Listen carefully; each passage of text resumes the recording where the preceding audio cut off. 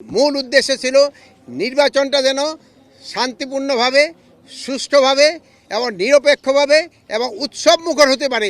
এই জন্য কিন্তু তাদের এই প্রশিক্ষণ তাড়াতাড়ি কমপ্লিট করে তাদের বিভিন্ন ইউনিটে পাঠাতে দেওয়া হচ্ছে।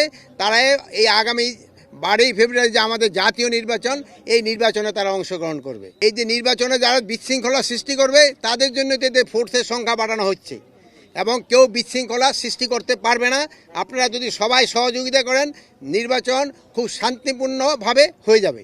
বৈধ রাষ্ট্র হলো মিয়ানমার, আর আরাকান আর্মি হলো দখল করে আসছে পুরা আমাদের যে রাখাইনে বর্ডারটা, এই বর্ডারটা পুরা দখলে আছে আরাকান আর্মির হাতে।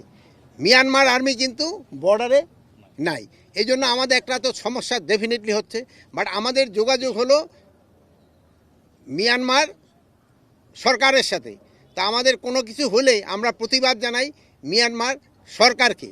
বাট আরাকান আর্মি যারা এখনও বর্ডার আছে তাদের তো আমরা এখনও বৈধতা দেই নেই, এবং তারা যে বিভিন্নভাবে বর্ডারে যে আমাদের কিছু কিছু সমস্যা সৃষ্টি করতেছে তা আপনারা জানেন। কিছুদিন আগে আমাদের একটা ছোট বাচ্চাও মর্টারে আঘাতে আহত হয়েছে, তাকে আমরা অলরেডি ঢাকা নিয়ে আসা হয়েছে। এবং মাঝে মাঝে তারা দেশ মিয়ানমার সেনাবাহিনী এবং আরাকান আর্মির বিরুদ্ধে নিজেদের ভিতরে যে সময় গণ্ডগোল লেগে যায়, সেই সময় অনেক সময় দুই একটা গোলা আমাদের সাইডে এসে পড়ে।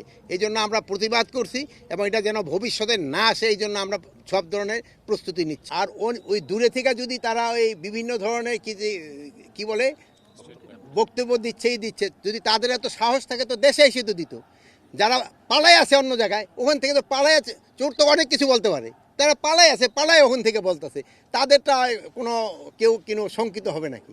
যদি ওনাদের সাহস থাকে দেশের ভিতরে আসুক, আইসা আইনের আওতায় আইনের আশ্রয় নেক এবং তারা তাদের কথা বলুক। অন্য দেশে পালায় কথা বললে তো এটার কোনো ভ্যালু নেই। মানে কি, সীমান্তে তো সবসময় এই বাহিনী অলরেডি মোতায়েন আছে। সীমান্ত দিয়া যদি কেউ কোনো রকমে কোনো কিছু সৃষ্টি করতে চায়, কাউকেই ছাড় দেওয়া হবে না, কাউকে ছাড় দিতে হবে না।